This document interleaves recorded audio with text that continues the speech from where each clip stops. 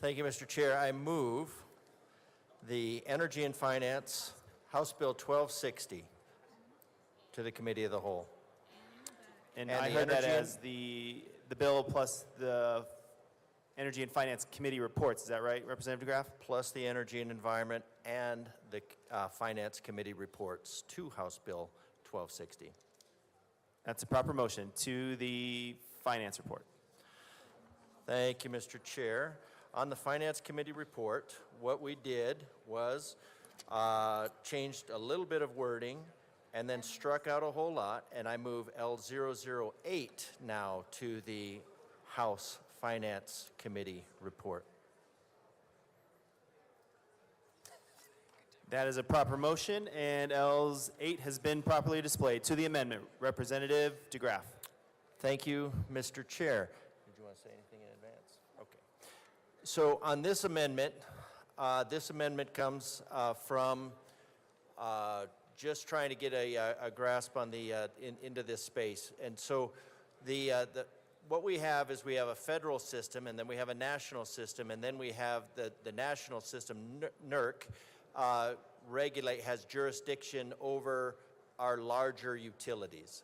And so what this is asking to do is for our NERC jurisdictional utilities to request their critical energy information permission from the Federal Energy Regulatory Commission to brief that contingency plan in accordance with the geomagnetic standards, which are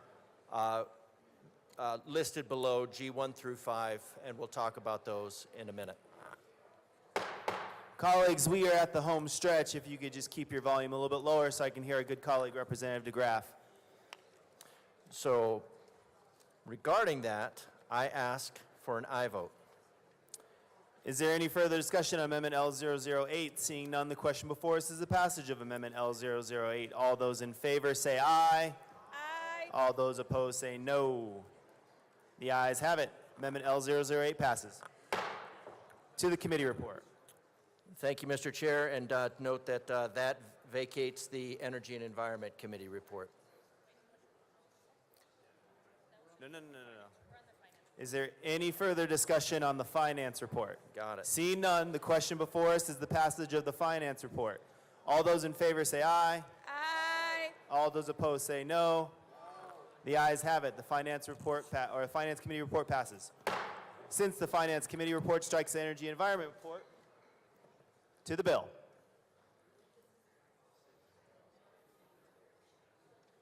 Representative Velasco.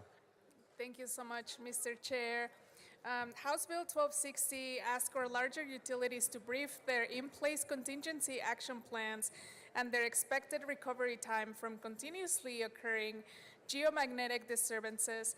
And this is a plan that they already produce, and this can be done as part of our smart hearings that we have at the beginning of session. There is a $0 fiscal note. The purpose is to improve the grid awareness of the General Assembly for coordination and appropriation as desired, but it does not direct anyone to do anything specific. And I wanted to share a little bit about my experience working as a public information officer in emergency response. And what we see is that we are seeing a lot of natural disasters and catastrophic events. And there's a lot of collaboration that happens when we are responding to these events from the federal government, the state, and the local agencies. And we have to work all together to make sure that our communities are safe. And to me, this bill just helps us identify and evaluate risk to decide if there's anything that must be done for our grid to be resilient and for everyone to have access to energy, especially when there's an emergency. So I ask for a yes vote. Representative DeGraff. Thank you, Mr. Chair. Scientists showed that a very severe geomagnetic disturbance, such as a Carrington event in 1859, occur roughly every 150 years. That was 166 years ago. And the National Oceanic and Atmospheric Administration shows that we are in a solar maximum for solar storms, which significantly increases our risk. The Carrington event was the largest recorded geomagnetic storm that occurred September 1 and 2, 1859. Telegraph wires transmitted electric shocks to operators and ignited fires, although not actually considered a large solar event. A geomagnetic storm of this magnitude is almost inevitable in the future, putting 20 to 40 million of the U.S. population at risk with outages up to 2 years.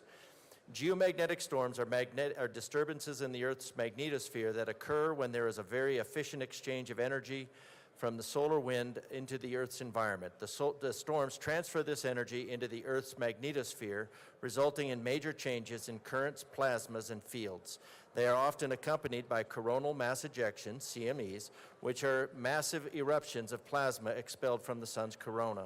Dangerous currents and heat can be induced in power lines and pipelines that can severely damage the attached infrastructure. On July 23, 2012, a solar storm predicted to be comparable to the Carrington event missed Earth by approximately 9 days.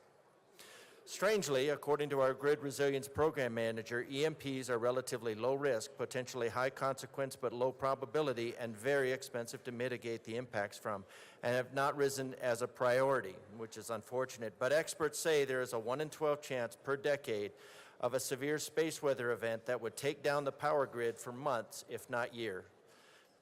NOAA classifies geomagnetic storms as G1 through 5, with G5 being extreme.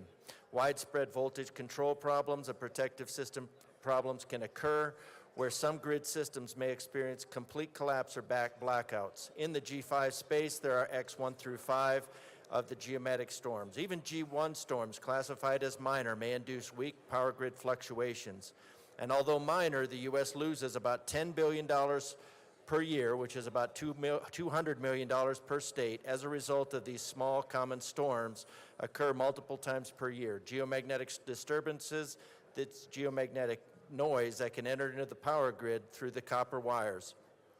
A possible solution is neutral blocking devices designed to mitigate and would also facilitate the integration of diffuse energy collection systems like solar and wind, but you didn't hear that from me. So I ask for an aye vote.